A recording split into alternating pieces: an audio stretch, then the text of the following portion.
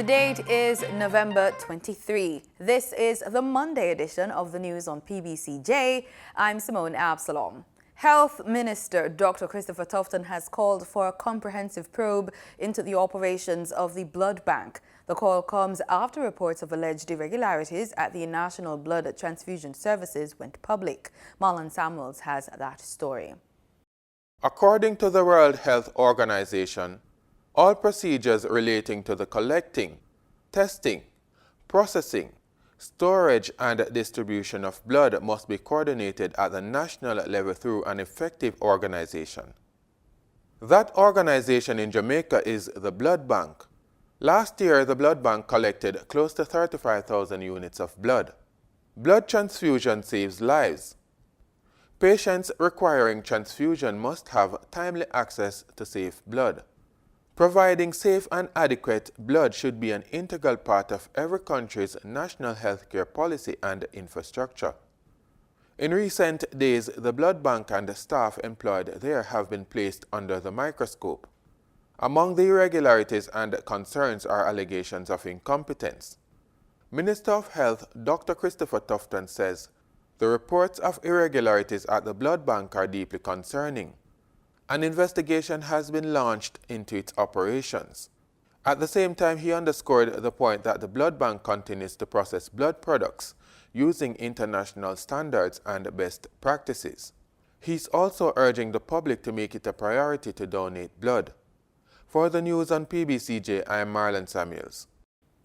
The heads of the Food and Agriculture Organization of the United Nations, FAO, the World Organization for Animal Health, and the World Health Organization, WHO, have committed to combat antimicrobial resistance.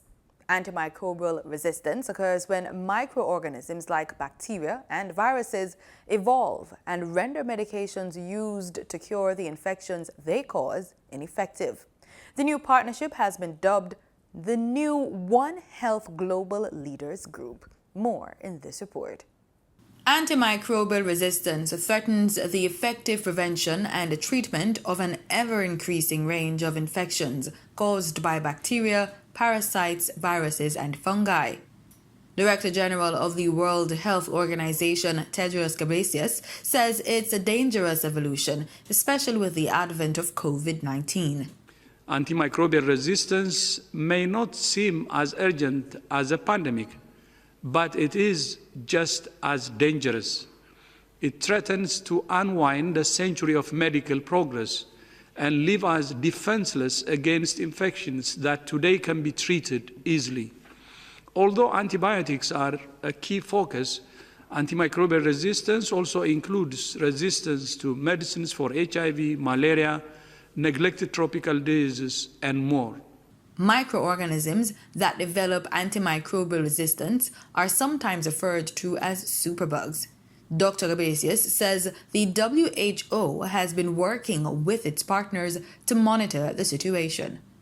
Our latest report, with data from 136 countries, shows that almost 90% of countries have national action plans for antimicrobial resistance, but only 20% have identified funding for implementation. To help address that gap, together we have established a trust fund to support low and middle-income countries to develop a truly One Health approach to addressing antimicrobial resistance. $30 million has already been raised for the first round of support. Today, the tripartite is launching a new report that examines the international instruments that govern the use of antimicrobials and identifies gaps in regulations for use of antimicrobials in human, animals, and plants. Together, our three organizations will work to address these gaps and generate more global coherence in the use of antimicrobials. One of the most important ways to do that is through increased political commitment at the highest levels of government. That's why today we're launching the One Health Global Leaders Group, which will bring together prominent leaders from government, the private sector, and civil society organizations to advocate for urgent action to combat the threat of antimicrobial resistance. Group members include heads of government, government ministers, leaders from private sector and civil society. The group is co-chaired by Their Excellencies Mia Mottley, Prime Minister of Barbados, and Sheikh Hasina Razad, Prime Minister of Bangladesh. Time now for the latest COVID-19 update from the health authorities. As at Monday morning, Jamaica's COVID-19 death toll stands at 239. The latest death is a 78-year-old female from Westmoreland. 59 new cases were also reported. The overall case count is 10,343, of which 4,443 are active. 13 more persons have recovered from the virus. That total is now 5,518. There are currently 21 moderately ill and 10 critically ill patients. 85 persons are being treated in hospital. For the news on PBCJ, I'm Gabrielle Thompson. The government is moving ahead with plans to diversify the country's energy mix. Science, Energy and Technology Minister Darrell Vaz says once they execute the next tranche of renewable energy projects, the island will move closer to the 30% target for electricity generation from alternative sources by 2030 and 50% by 2037. The minister was speaking at last Friday's virtual opening ceremony for Jamaica Energy Week 2020. He projected that by 2025, the country will be well on its way to developing an electronic mobility subsector. These projections are in keeping with the national energy policy, which was implemented 10 years ago. Jamaica's financial institutions and Jamaicans should be able to conduct financial transactions through more secure channels with the passage of the Act to amend the Revenue Administration Act 2020. In general, the Revenue Administration Act facilitates the delivery of information on third-party business transactions in ascertaining the source of income and other relative data. Senator Kamina Johnson-Smith led the debate. She explained the Act to amend the Revenue Administration Act 2020 seeks to incorporate the Common Reporting Standards, CRS, into domestic law, as well as the text of the Convention of Mutual Administrative Assistance in Tax Matters. These amendments are intended to increase transparency, ensuring that Jamaica is a safe place to do business in keeping with the global standard. This is, of course, consistent with Vision 2030 for Jamaica and will certainly aid our efforts to achieve the United Nations Sustainable Development Goals. According to Senator Johnson-Smith, the legislation will accompany the Foreign Accounts Compliance Act, FACTA, which was introduced in 2015 to provide reciprocal automated exchange of banking information between Jamaica and the United States.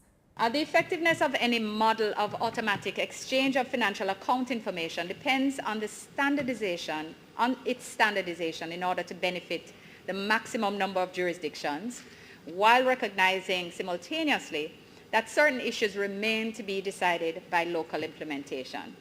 The advantages of standardization include process simplification, higher effectiveness, and lower cost for all stakeholders. Senator Johnson-Smith explained that the amendments seek to maintain high standards of tax compliance locally and abroad, and furthered that aspects of FACTA are already being enforced. I'm advised that there have been 5 successful exchanges requested under it. It's been facilitated with the TAJ, and it has allowed, importantly, the TAJ to collect revenue from Jamaican taxpayers in the U.S. So it is working for the benefit of Jamaica as well as other countries, and therefore is absolutely something to be lauded.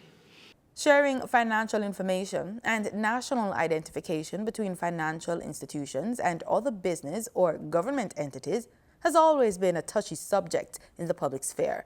But Senator Johnson-Smith says the Act is compatible with other Jamaican laws, and it contains strong protective provisions regarding confidentiality.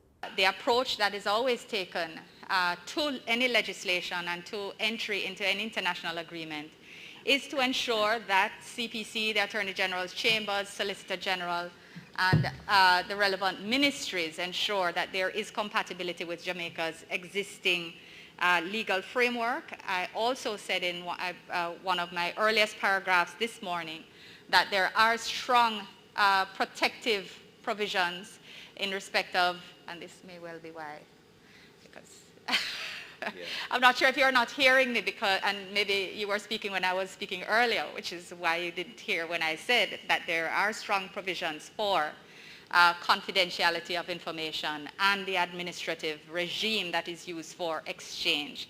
There is a strong regime around it, and therefore it will not be incompatible with what we have here. The Act to amend the Revenue Administration Act 2020 was passed in the House's committee stage without amendments. The broad definition for sexual harassment is unwelcome sexual attention. However, the term unwelcome has to be properly defined, especially as it relates to minors who cannot give consent. Legal counsel in the Education Ministry, Haiti Gordon, shared her concern on the matter at a recent parliamentary committee meeting on sexual harassment. Us coming from a child or youth perspective, we had some initial difficulty with this concept of unwelcomeness, where some of our constituents would be minors, and we wondered to what extent one could ever, a person who could not give consent to sex, how could they ever be said to welcome conduct, and we debated this. But we did some research. We understand now that unwelcomeness is a core concept of sexual harassment legislation, and it has been interpreted by the various tribunals or bodies that have to hear the cases and develop jurisprudence. It has been interpreted appropriately to be treated with for children. Ms. Gordon says the ministry team considering the definition was guided by the precedent set by the Office of the Civil Rights in the United States. In their guidance on students, sexual harassment by students, by school employees, students, or third parties, it was said, and I quote, "If elementary students are involved, welcomeness will not be an issue. OCR, which is the Office for Civil Rights, will never view sexual conduct between an adult school employee and an elementary school student as consensual. In cases involving secondary students, there will be a strong presumption that sexual conduct between an adult school employee and a student is not consensual. In cases involving older secondary students, subject to the presumption, the OCR will consider a number of factors in determining whether a school employee's sexual advances or other sexual conduct could be considered welcome." 5-year-old Michael Allen, who was attacked by dogs on November 15, is receiving treatment at the Montefiore Hospital in Manhattan, New York. More from Melvin Pennant. Michael, who is accompanied by his mother, is set to undergo several surgeries over the next few weeks. On Sunday, November 15, Michael was bitten all over his body by a pack of dogs as he returned home from a shop in the community of St. Dacre in St. Anne. He was treated at a hospital locally before his travel to New York on Friday for an emergency medical procedure. Meanwhile, some of the dogs that reportedly attacked the boy are now in the custody of the Jamaica Society for the Prevention of Cruelty to Animals, JSPCA. Melvin Pennant, PBCJ News. International oil prices have rallied thanks to news of successful COVID-19 vaccine trials. Gabriel Thompson gives us this and other key market details in the business report. In Friday's trading session, the JSE combined index advanced by 1,106 points to close at under 400,000 units. Overall market activity resulted from trading in 69 stocks, of which 29 advanced, 33 declined, and 7 traded firm. The junior market index advanced by 4 points to close at under 3,000 units. Stocks advanced for Berger Paints Jamaica, Blue Park Group, and CAC 2000 Limited. Stocks declined for AMG Packaging and Paper Company, Barita Investments Limited, and Caribbean Producers Limited. Trading firm were 1834 Investments Limited, Caribbean Assurance Brokers Limited, and Caribbean Flavors and Fragrances Limited. Sagicor Select Funds Limited, Manufacturing and Distribution, was the volume leader with just over 15 million units, followed by QWI Investments Limited with 14.7 million units and NCB Financial Group Limited with 8.5 million units. Now for the foreign exchange. The US dollar on Friday, November 20 ended trading at $148.07. The Canadian dollar sold for an average $113.81. The pound sterling traded for $195.25, and the euro ended trading at $178.71. Oil prices rose more than 1% on Monday, extending last week's gains as traders eyed a recovery in demand due to successful coronavirus vaccine trials. Brent crude futures rose 94 cents to $45.90 a barrel. West Texas Intermediate crude futures added 76 cents to $43.18 a barrel. And that does it for the Business Report on PBCJ. I'm Gabrielle Thompson. In regional news, usually the Christmas season, customers in Trinidad and Tobago will be huddled over discount tables and swapping stories about which store has the best deals. But with public health restrictions, which now limit movement, customers have been turning to a new alternative: online shopping. Kimberly D'Souza reports on the ways that several businesses have adapted to the COVID-19 pandemic. COVID-19 has changed the game. There's no doubt about it. Usually during the Christmas season, customers will be huddled over discount tables and swapping stories about which store has the best deals. But with public health restrictions which now limit movement, customers are turning to a new alternative: online shopping. According to Excellent Stores CEO Alex Suchong, their physical stores have now taken on a different role. Our physical stores became unofficial warehouses. So rather than operate directly from the warehouse alone, we operated the e-commerce and the online sales from all of our store locations and using those as fulfillment centers for our online sales. For Excellent Stores, the transition to online sales was seamless since the company launched their service in 2014. But for the owner of Showaholics, Jilan Amable, the new system presented a challenge. So a lot of us retailers, we are finding ourselves going online, but the sales are not what it should be because our customers are not equipped to engage that particular platform, and cash on delivery is another option, but it's so dangerous and it's so kind of iffy because it opens us up to being able to accept orders from anybody in the world. While WePay and other platforms are available, an online debit card may be useful for customers who want other options. But Chief Executive Officer of RBC Financial Caribbean Limited, Darrell White, said a problem may exist with some banks' interface. Most times the issue typically around use of debit cards online would come from how the system is set up to allow it to be used. So it might be on the bank side, but it might as well be on the side of the persons who set up the payment system on the side of the business. So there has to be some kind of conversation that takes place. Is it a good thing to use debit cards to purchase locally rather than go directly to the merchant? Absolutely. I absolutely endorse it. And I think it's a direction that we should be moving in. And Mr. Suchong raised another shortcoming that he said may prevent businesses from expanding globally. But one of the challenges that we do have shipping throughout the CARICOM is that although we have CARICOM agreements, we don't have the single market economy as of yet. So if I bring goods down from our suppliers from all over across the world, I have to pay duties and VAT once it lands here in Trinidad. And then once I send goods across to whether it be Jamaica or Barbados, they have their own different set of duties and VAT that applies. Regardless of the limitations, customers are still shopping. Kenny Sports Centre continues to see an uptick in gym equipment sales, even though gyms are now open. I think people are still not flocking to the gyms yet. They're still being very cautious, and so we still have equipment that is going out, as I said. People are still buying the dumbbells, people buying the weights to exercise at home. While Mr. Suchong acknowledged that stationery and home supplies have been in high demand, he said makeup has been a top seller. He added that people in rural areas are also buying items. We find that even people from Mayaro, Guayagayari, Manzanilla, Barrackpore, and even Tobago, they have been getting online and being able to do online sales as well. So there are increases right across the board, across the country. So, how easy is it to order online?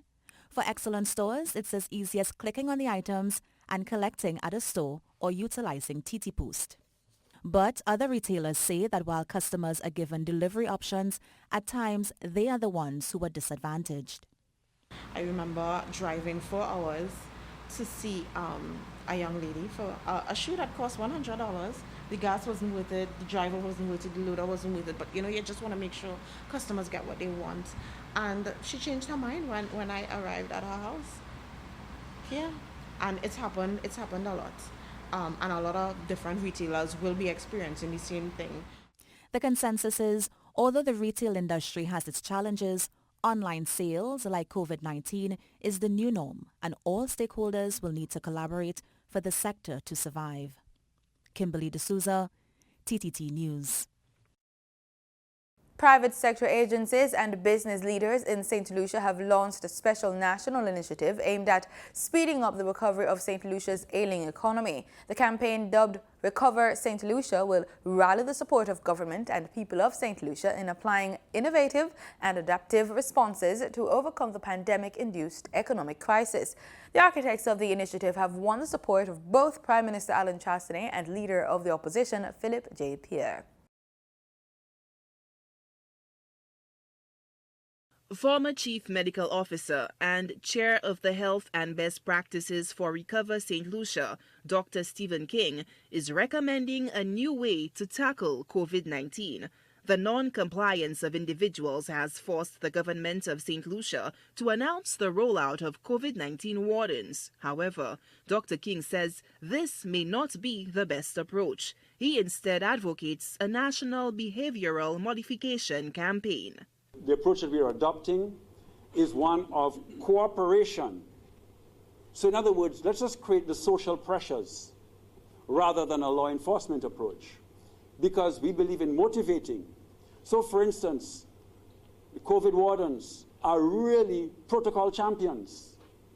It's not the power of arrest that works, it's the power of persuasion, information, education, motivation, communication. Another priority area identified by Dr. King is enhancing health security, particularly the current protocols for entry into the island. He suggests the authorities consider adopting the best practices of other territories that have proven effective. When we look at entrance to the country, what is the best protocol?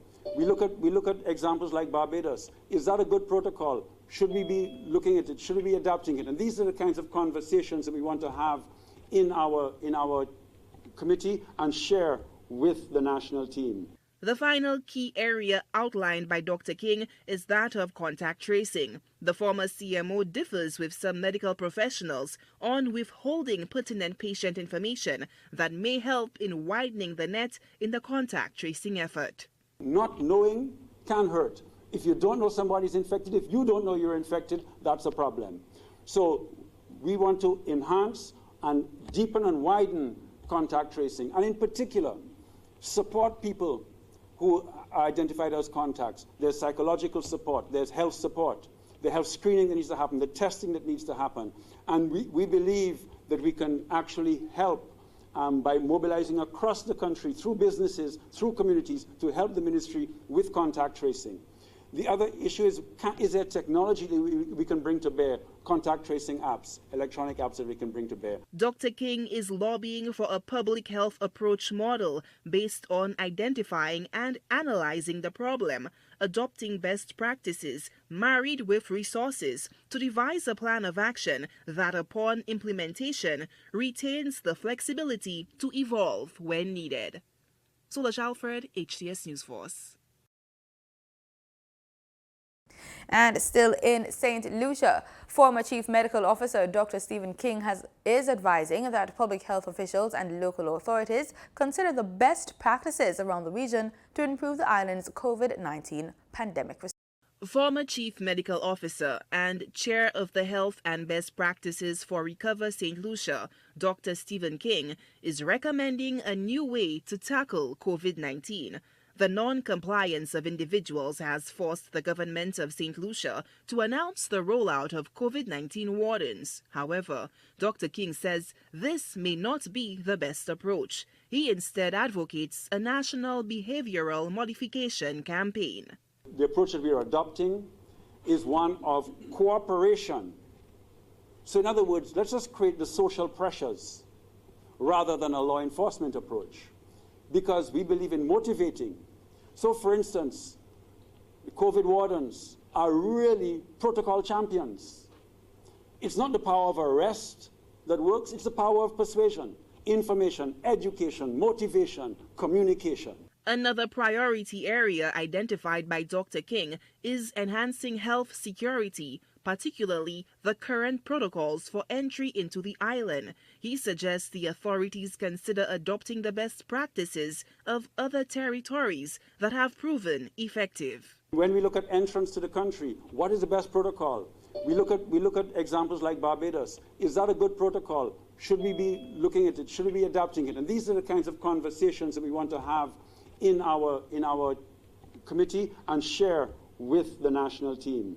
The final key area outlined by Dr. King is that of contact tracing. The former CMO differs with some medical professionals on withholding pertinent patient information that may help in widening the net in the contact tracing effort. Not knowing can hurt. If you don't know somebody's infected, if you don't know you're infected, that's a problem. So we want to enhance and deepen and widen contact tracing, and in particular, support people who are identified as contacts. There's psychological support, there's health support, the health screening that needs to happen, the testing that needs to happen. And we believe that we can actually help by mobilizing across the country through businesses, through communities, to help the ministry with contact tracing. The other issue is there technology that we can bring to bear? Contact tracing apps, electronic apps that we can bring to bear. Dr. King is lobbying for a public health approach model based on identifying and analyzing the problem, adopting best practices, married with resources, to devise a plan of action that, upon implementation, retains the flexibility to evolve when needed. Solange Alfred, HTS News Force. In sports, we're in the creases with cricket. Jamaican limited overs batsman Brandon King is part of the West Indies squad currently in tour in New Zealand. The regional team will face off with the Black Caps in the 3 T20s from November 27 to November 30. He spoke to Cricket West Indies media personnel Dario Barthley over the weekend. Tell the fans, what is your West Indies jersey number and why do you use it? I wear number 53. Growing up, Ramnarish Sarwan was my favorite cricketer and he used to wear 53, so I always decided that, you know, if I was given the opportunity to play for West Indies, I would definitely pick that number. Tell me about your first match in the famous Maroon. Where was it? Against who? How did you feel? What was the result? You know, that type of thing. Yeah, I made my debut against Afghanistan. We played in Lucknow, which is in India, and the first T20, I didn't do too well, but you know, came out with the win. I would say that I was a little nervous at first, but you know, after those few first balls, I was all right. It was a really proud moment for me, and you know, I was very excited to be there. What has been your favorite moment so far wearing the maroon of the West Indies? My favorite moment would be when we won the T20 series in Sri Lanka. I think the team did very well. It was a very convincing win, and you know, the guys were very happy. It was just a good time over there. And what do you say your favorite thing is about being a part of this West Indies squad? Just getting to do what I love. You know, cricket is what I love, and I enjoy being around the guys from all the islands. You know, I don't get to see them all that often, especially now. You know, with COVID, it's been difficult. So I enjoy what I do. This is the best job in the world to me, and that's it. And finally, what would Brandon King's personal message be to the fans rallying behind the men in maroon? Oh, I mean, we're all hungry here. You know, during COVID, the tournaments have been, you know, very scarce, and we're all excited to be here, and we're working very hard to make you guys proud on the field, and just support us in any way you can. You know, I know that the time difference will be difficult to take the games, but we'll put out our best all the time. And that's our package. Thanks so much for making it PBCJ. Remember, we are the People's Station.